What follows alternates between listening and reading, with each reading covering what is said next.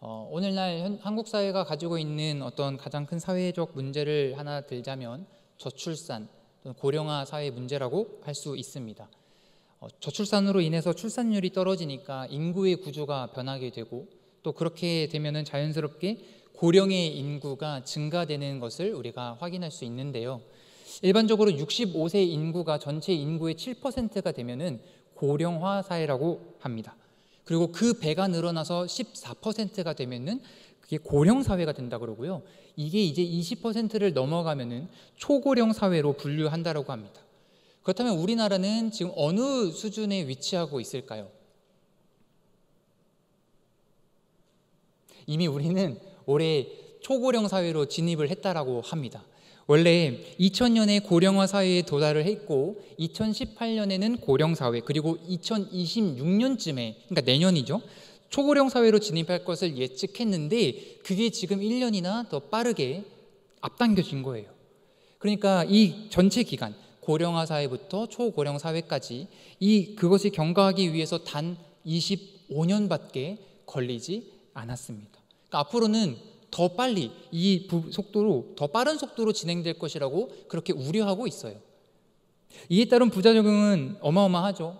저출산은 이제 노동력을 감소시키고 국가의 경쟁력도 떨어뜨리고 성장의 어떤 동력도 이제 멈추게 되는 일들이 발생을 합니다. 그리고 고령화는 이제 사회적 돌봄의 수요가 늘어나기 때문에 이제 국가가 감당해야 될 그 부담을 이제 가중시킬 수 있다라는 우려와 걱정을 안고 있죠. 그렇다면 이거에 대한 해결책은 무엇일까요? 정책의 변화?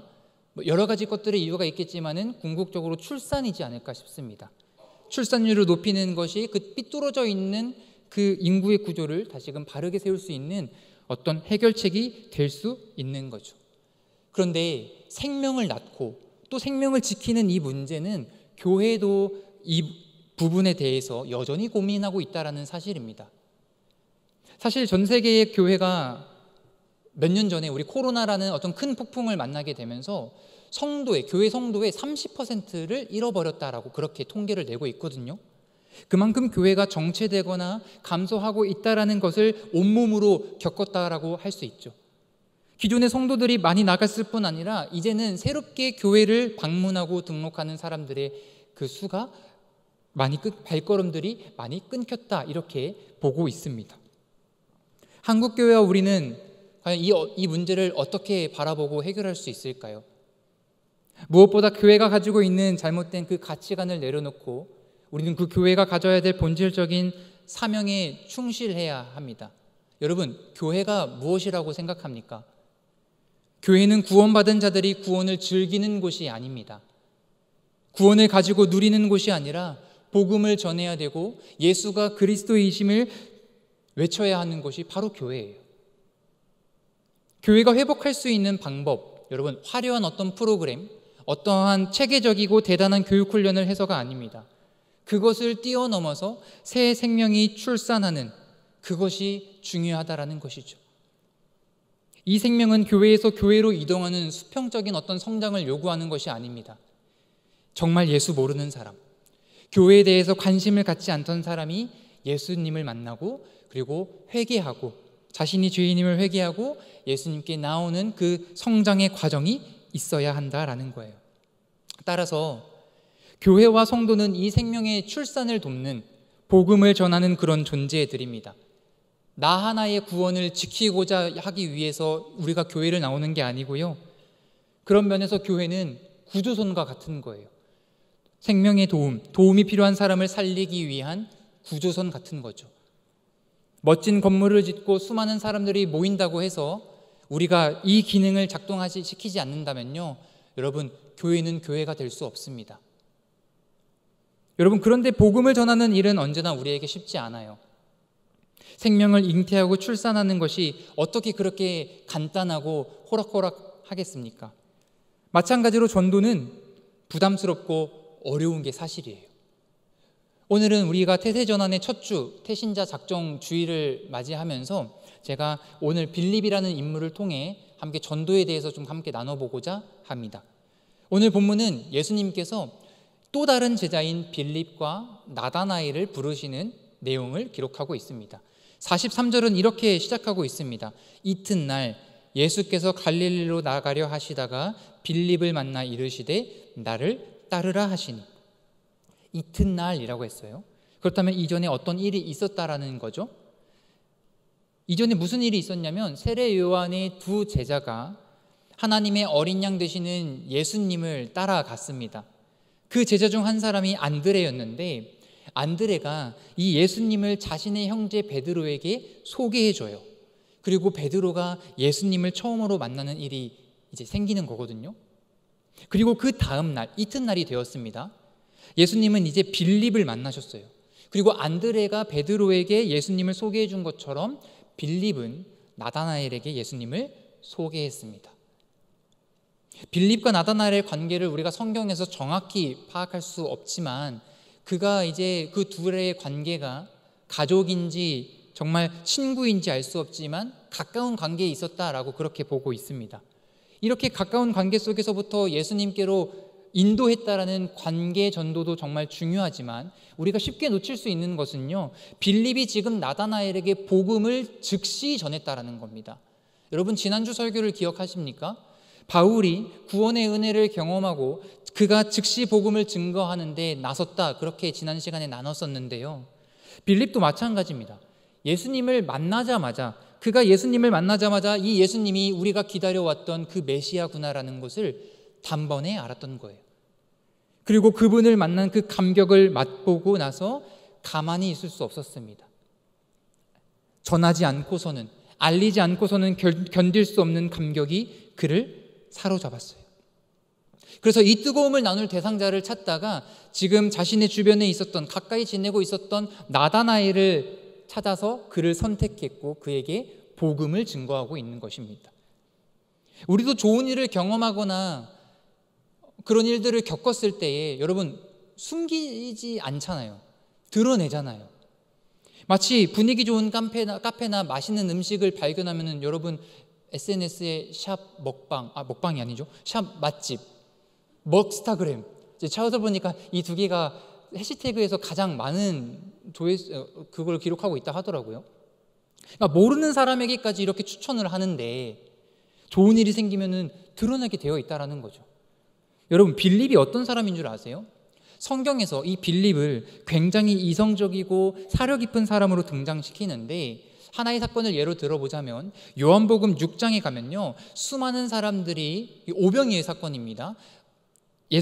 수많은 사람들이 예수님을 따라옵니다. 날이 저물었어요. 그런데 예수님은요, 그 사람들을 한 사람 한 사람 만나주시면서 가르치시고 그렇게 돌보셨습니다. 근데 날이 저물었으니 배가 고프기 시작한 거죠. 그들에게 먹을 것을 줘야 되는데 이 먹을 것의 문제는 예수님과 제자들만 먹으면 되는 문제가 아니라 그들을 따라왔던 수많은 사람들까지 해결해야 했습니다. 그때 수많은 사람들의 먹을 것을 구하기 위해서는 200데나리온이 필요하다라고 그렇게 계산했던 사람이 바로 빌립이에요. 그렇게 셈이 빠르고 머리가 좋은 사람이 지금 나다나엘을 찾아가 자신이 메시아를 만났다라고 말한 것입니다. 성경에는 이 빌립이 메시아를 만났다라고 기록하지 않았어요. 그는 분명히 모세가 율법에 기록한 사람이라고 했습니다. 성경을 한 구절 찾아볼까요? 신명기 18장 15절의 말씀입니다. 여러분이 한번 읽어주시겠습니까? 시작. 내 하나님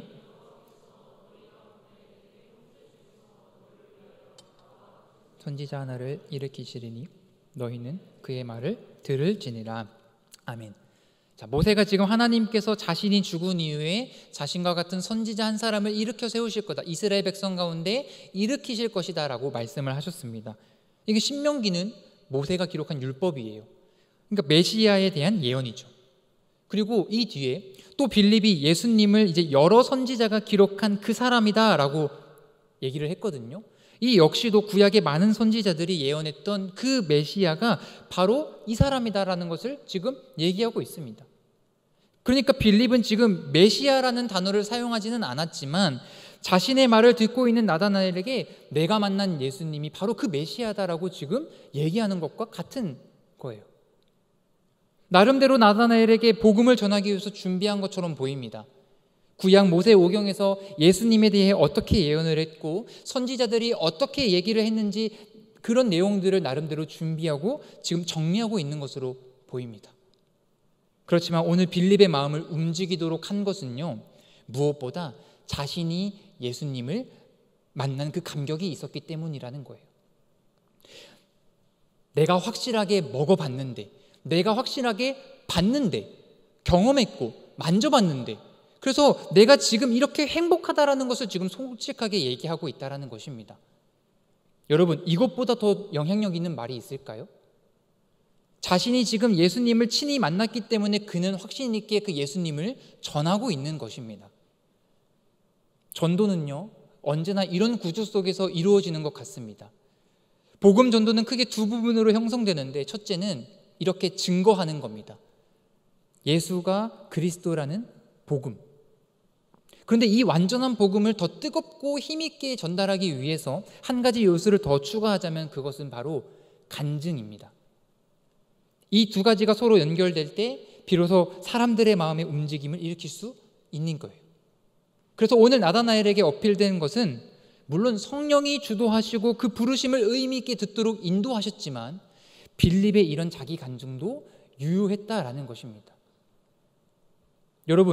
여러분은 예수님을 구주로 믿으십니까? 아멘. 구주 되신 그분을 만나고 감격과 그 은혜를 경험한 사람에게는요, 그가 어떤 성품과 인격을 가진 사람이든 간에 즉시 반응이 일어나게 될 줄 믿습니다. 예수님을 만난 것이 너무 좋은 거예요. 여러분, 연애 중에서도 비밀 연애가 정말 어려워요. 아시죠? 안 넘어오시네요. 왜냐하면 너무 좋은데 숨겨야 되잖아요. 숨겨야 돼요. 근데 진짜 너무 좋으면 자꾸만 티내고 싶어요. 너무 좋으니까 그렇죠. 드러내고 싶은 게 정상적인 것입니다. 근데 반대로 자꾸만 감추려고 하지 않습니까, 여러분?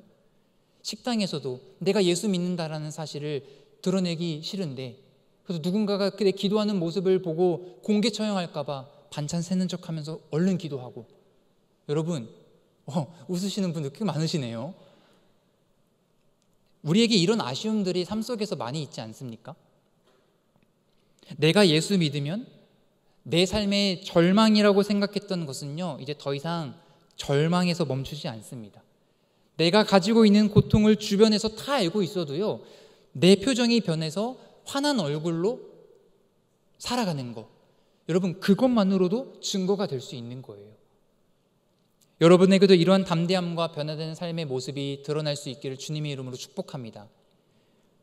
이렇게 자신감이 넘쳐서 빌립의 말을 들은 나다나엘의 반응은 어땠을까요? 성경에서 비추어진 나다나엘, 빌립의 전도를 받은 나다나엘은 상당히 이기적이고 합리적인 인물로 이렇게 기록하고 있습니다. 46절 같이 읽어봅시다. 시작. 나다나엘이 이르되 와서 보라 하니라. 나사렛에서 무슨 선한 것이 날 수 있느냐. 나다나엘은 지금 웬만한 말에 쉽게 동의하지 않고 본인이 따져봐야 되고 설득도 되지 않는 그런 까다로운 사람처럼 보여집니다. 왜냐하면 지금 자기가 지금까지 알고 있던 그 성경을 공부하고 연구한 자로서 빌립의 말이 자신의 이치와 지식에 맞지 않기 때문이에요. 나다나엘은 율법을 나름대로 공부했던 사람입니다. 그가 공부한 바로는요, 메시아는 나사렛 출신이 아니라 유다 베들레헴에서 탄생한다고 알고 있었습니다. 그리고 그 당시 나사렛이란 동네는요, 이스라엘의 촌구석이거든요. 예나 지금이나 이 가난한 동네에서는 범죄율이 다른 곳에 비해서 상대적으로 높게 평가됩니다. 교육 환경은 굉장히 열악하고 폭력과 강도질과 이런 것들이 빈번하게 일어나는 동네죠. 그런 곳에서 메시아가 태어났다라고 하는 빌립의 말에 나다나엘은 떨떠름했거나 고개를 갸우뚱할 수밖에 없었을 거예요. 그런데 이것은 나다나엘이 지금 잘못 오해를 하고 있었던 거거든요. 어떤 오해입니까? 나다나엘은 예수님이 베들레헴에서 출생해서 나사렛에서 자랐다는 것을 몰랐습니다. 그래서 메시아가 지금 나사렛 출신이라고 하는 것을 믿을 수 없었던 거예요. 어쩌면 나다나엘은 지금 순수한 신앙을 가지고 있었던, 그저 열심히 있는 그런 종교인이었을지도 모르겠습니다. 그런데 빌립은 그런 나다나엘에게 어떻게 지금 반응하고 있습니까? 우리 46절에 한 번 더 읽어볼까요? 이 빌립의 모습에서 전도 방법을 우리가 찾아볼 수 있는데 46절 한 번 더 읽어봅시다. 시작. 나다나엘이 이르되 무슨 선한 것이 날 수 있느냐? 빌립이 이르되 와서 보라 하니라. 와서 보라. Come and see. 와서 보라. 이 말밖에 안 했습니다. 여러분, 제가 조금 전에 나다나엘이 오해를 하고 있었다라고 하면서 짧게 그 부분에 대해서 설명하지 않았습니까? 그런데 빌립이 나다나엘에게 제가 설명한 것처럼 그렇게 설명했다라고 생각을 해보세요. 야, 내가 무슨 소리를 하고 앉아있냐? 내가 봤는데 예수님은 나사렛 출신이 맞아. 베들레헴에서 태어났고 나사렛에서 자라신 거야 라고 얘기를 한다면, 그렇게 논쟁이 일어났다면, 그러면 전도가 어려워지는 거예요. 빌립은 이렇게 반박하지 않았습니다. 그냥 뭐라고 했다고요? 와서 봐라. 이것은 예수님께서 사용하신 방법을 그대로 채택한 것입니다. 우리가 읽은 이 본문 앞에 38절과 39절 우리 한 절씩 교독해 볼까요? 제가 먼저 읽습니다. 예수께서 돌이켜 그 따르는 것을 보시고 물어 이르시되 무엇을 구하느냐? 이르되 랍비여 어디 계시오니이까? 하니 랍비는 번역하면 선생이라. 예수께서 이르시되 그날 함께 거하니 10시쯤 되었더라. 자, 세례 요한의 제자들이 예수님을 따라다녔습니다. 이들은 예수님이 누구신지 알고 싶어 했어요. 그러자 예수님께서는요, 이 두 사람에게 뭐라고 말씀하세요? 와서 보라. 그리고 그들은 그날 예수님을 믿고 따르게 되었습니다. 빌립도 나사렛에서 무슨 선한 것이 날 수 있느냐라고 핀잔을 주고 있는 지금 그 나다나엘에게 다른 어떤 설명을 하지 않고요, 그저 와서 보라 이렇게 얘기했습니다. 여러분, 이것은 전도의 본질을 엿볼 수 있는 중요한 표현입니다. 성경의 내용을 꿰뚫을 정도로 성경을 많이 읽히고 제자 훈련을 받게 하면서 그렇게 복음을 전할 수도 있겠죠. 근데 그게 다가 아닙니다. 하나님이 정말 살아계신지 증명해봐라. 예수님이 누구이신지 우리가 다 설명하지 못한다 하더라도 괜찮아요. 내 안에 예수님으로 인한 감격, 내 밝은 얼굴, 변화된 내 삶, 내 안에 행복이 있으면요, 빌립처럼 어눌하고 좀 어색하게 엉성하게 말해도 되는 거예요. 그냥 뭐라고 말하면 됩니까? 와봐. 그냥 와서 봐봐. 우리가 연애나 이 결혼을 위해서 사람을 서로 이제 소개시켜 줄 때 요즘은 그 데이팅 어플이라고 해가지고 잘 되어 있다라고 합니다. 근데 보면요, 상대방의 그 인적사항을 정말 세세하게 작성하도록 하더라고요. 그리고 상대방마저도 그 상대방의 어떤 인적사항과 이런 것들을 세세하게 꼼꼼하게 살펴본다고 합니다. 그러면서 딱 보고, 아, 이런 취미가 있었으면 좋겠다. 연봉은 얼마였으면 좋겠다. 이렇게 너무 세세하게 따지는 경우가 많다라는 거죠. 근데 중매를 잘하는 사람은요, 정말 매칭을 잘 시키는 사람은요, 상대방에게 정말 딱 맞는 사람들을 조건을 찾아서 전달해 주는 사람이 아니라 그냥 만나봐. 야, 만나보고 결혼을 할지 안 할지 결정할 수 있는 거지, 만난다고 결정하는 거 아니잖아. 그냥 만나봐 라고 권유하는 것이 오히려 더 성공률이 높다라고 합니다. 여러분, 복음을 전도하는 것이 너무나 부담스럽게 생각하실 필요가 없어요. 그리고 그 상대방, 내 태신자나 다른 사람에게 이 논쟁에 휘말릴 필요도 없습니다. 우리는 이럴 때 정중하게 초대만 하면 됩니다. 와서 한번 봐보세요. 특히 나다나엘처럼 이 부정적이고 따지기 좋아하는 분들 있죠. 그런데 와보면, 우리 그냥 교회 공동체 예배 한번 드려보면 예수를 뜨겁게 사랑하는 그 공동체의 예배 속에 들어와 보면 안다는 거예요. 다 느낄 수 있다는 것입니다. 여러분, 들어오실 때 지난달과 다르게 딱 공동체 예배 들어오시기 전부터 막 좀 이상한 느낌 들지 않으십니까? 막 갑자기 엘리베이터 앞에서 막 주보 나눠주고, 계단 앞에서 주보 나눠주고, 애들 막 환한 미소로 주잖아요. 여러분, 아닌가 보네요. 그리고 처음 오신 분들은요, 막 새가족들이 방문하면요, 우리 새가족부가 한 사람도 놓치지 않거든요. 다 캐치합니다. 그리고 공동체 이 딱 예배당 안에 들어오면 어때요? 후끈후끈해요. 찬양의 열기로 인한 청년들의 그 열기, 그리고 알게 모르게 스며드는 그 따뜻함, 그리고 그 가운데 역사하시는 하나님의 임재. 여러분, 분명하고 선명하게 보이진 않지만요, 다 느낄 수 있는 겁니다. 그래서 여러분, 한 번 와서 예배 한번 드려보라고 하는 그 말이요, 무책임한 말이 아닙니다. 사실은 굉장히 중요하고 괜찮은 전도법이라고 할 수 있는 거예요. 전도에 있어서 논쟁은 백해무익합니다. 솔직하려고 애쓰고 때를 쓰는 것보다 이 방법이 더 훨씬 나아요. 우리 역할은 예수님 앞에 태신자를 이끌고 나올 수 있도록 돕는 것입니다. 이런 면에 비추어 볼 때 이 빌립의 전도는 참 지혜롭고 또 적절했습니다. 나다나엘 자신으로 하여금 예수님을 직접 확인케 했으니까 말이죠. 여러분, 전도가 궁극적으로 한 영혼을 구원하는 데 있긴 하지만 그 역할을 우리가 모두 다 짊어질 필요가 없습니다. 만약 그렇게 해야 된다고 한다면 우리에게는 전도에 대한 공포심이 너무나 가득할 거예요. 그로 인해서 전도를 기피하게 되는 사람이 예상외로 많이 있다는 것이 사실입니다. 전도는 믿지 않는 사람들을 교회로 이끌어오는 겁니다. 복음을 한번 듣게 하는 것입니다. 그리고 그 구원을 받아들이는 책임은 복음을 전하는 목사에게 있는 것이고, 그리고 하나님께서 하실 일입니다. 아무리 내가 내 마음대로 할 수 있는 사람들이 있다라 하더라도, 물론 그런 사람은 없겠지만 그 어떤 사람이더라도 구원을 우리가 줄 수 없습니다. 결실케 하는 것은 하나님이 하시는 거예요.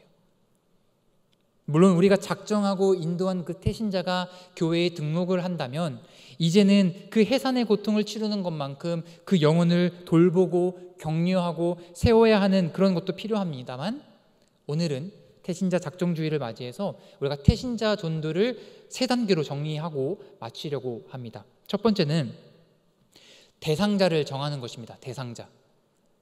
여러분, 전도를 해야 되니까 그건 당연한 말이겠죠? 전도의 열매를 맺지 못하는 가장 결정적인 이유는 우리가 목표를 설정하지 못해서 그렇습니다. 이것은 전도뿐만이 아닙니다. 우리가 인생을 살아가면서도 여러분 목표 설정하고 계획을 하시지 않습니까? 전도도 마찬가지예요. 그만큼 복음을 전도하는 데서도요, 분명한 목표가 있어야 되고 분명한 전도의 대상이 설정되어야 합니다.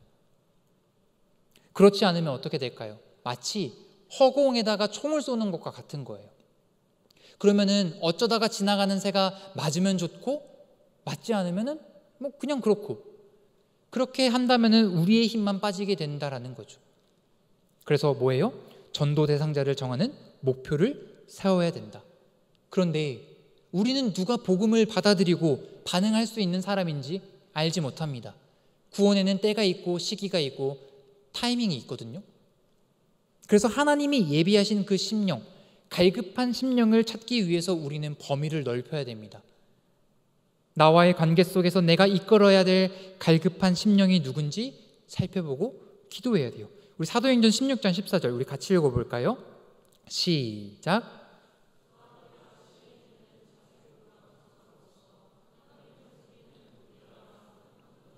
말을 듣고 있을 때 주께서 그 마음을 열어 바울의 말을 따르게 하신지라. 아멘. 자, 지금 바울이 빌립보에서 기도할 곳을 찾고 있다가 강가의 여인들에게 복음을 전하고 있었습니다. 바울에게 있어서 이 빌립보가 전도의 대상이었던 거예요. 그때 루디아라고 하는 사업가 여성이 그 자리에서 마음을 열고 이제 바울에게 도움을 주었습니다. 그리고 나중에 이 여성 루디아에 의해서 빌립보 교회가 세워져요. 하나님의 그때가 된 거죠. 그때의 갈급한 심령이 바로 루디아였던 것입니다. 그래서 우리는 먼저 전도할 대상자를 찾기 위해서 목표, 범위를 설정해야 됩니다. 두 번째 단계는요, 사랑과 관심을 쏟아야 됩니다. 마치 아기를 잉태하면 뱃속에 있는 아기에게 하는 말이 꼭 있습니다. 엄마, 아빠. 계속 이것만 계속 하거든요. 이거 뭐 하는 거예요? 관계 맺는 거예요. 대상자를 품었다고 당장 달려가서 야, 교회 가자라고 할 수 없습니다. 관계를 증진시킬 필요가 있다는 거예요. 우리가 4주 동안 이 전도의 달을 맞이하는 것도 그런 이유입니다.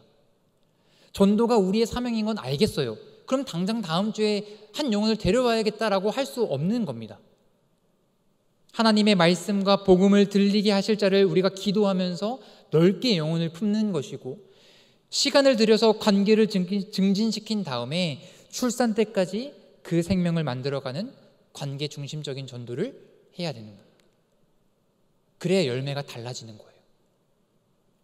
그래서 아기를 잉태한 여성이 10개월 동안 이 가만히 있는 게 아니거든요. 네 알아서 자라라 한다라고 할 수 있는 것도 아닙니다. 좋은 것을 들려주고 또 영양을 공급해 주면서 그렇게 출산을 준비하는 것처럼 우리도 4월 6일이 바로 그 디데이입니다. 그 환영의 날을 맞이하면서 영적인 출산 예정까지 태신자를 마음에 품고 관계를 맺으면서 관심과 사랑을 쏟아야 한다는 거예요. 말동무가 되어주고 섬기고 챙겨주고 베풀고 대접하고 함께하는 모든 시간들이, 여러분, 그게 바로 전도의 매뉴얼입니다. 그리고 나서 나머지는 누구한테 맡긴다고요? 하나님께 맡기는 거예요. 자, 태신자를 작정하면서 가지는 첫 번째 단계는 우리가 대상자를 정하는 것이었습니다. 영혼을 품는 거예요. 두 번째는 관심과 사랑을 쏟는 것, 관계를 맺는 것입니다. 마지막 세 번째는 출산을 해야 됩니다. 복음을 들려줘야 이게 가능한 것인데, 그러기 위해서 어디로 초대를 한다?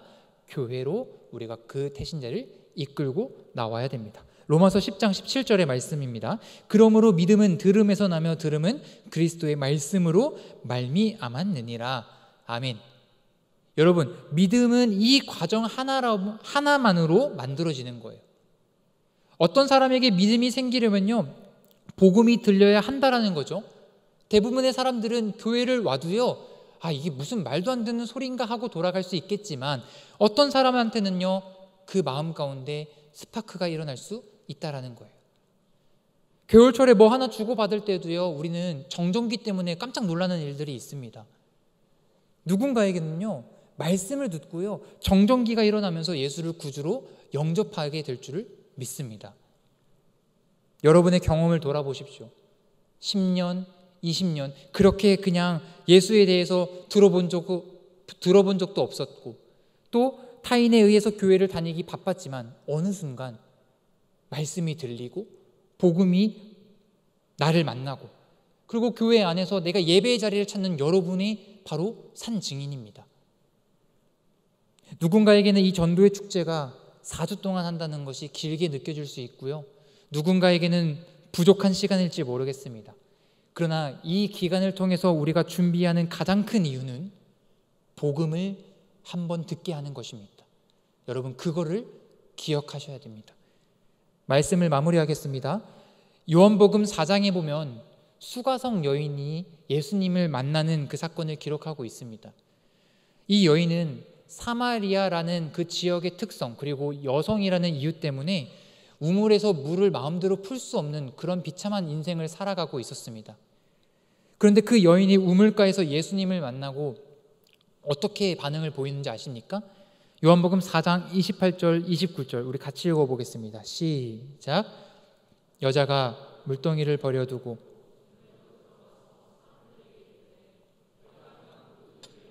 말한 사람을 와서 보라. 이는 그리스도가 아니냐 하니. 물동이를 던져버리고 자신의 부끄러움과 그 수치심을 내려놓으면서 예수님에 대해서 한마디만 했습니다. 와서 보라. 우리는 어쩌면 내가 만난 예수님을 남이 대신 전해주면 좋겠다라고 생각을 하고 누군가 옆구리를 찔러야지만 반응을 하고 있지는 않습니까? 태신자는 이것저것 물어보는데 내가 대답을 하지 못할까 봐 걱정되십니까? 빌립과 이 수가성 여인처럼 한마디만 하십시오. 와서 보라.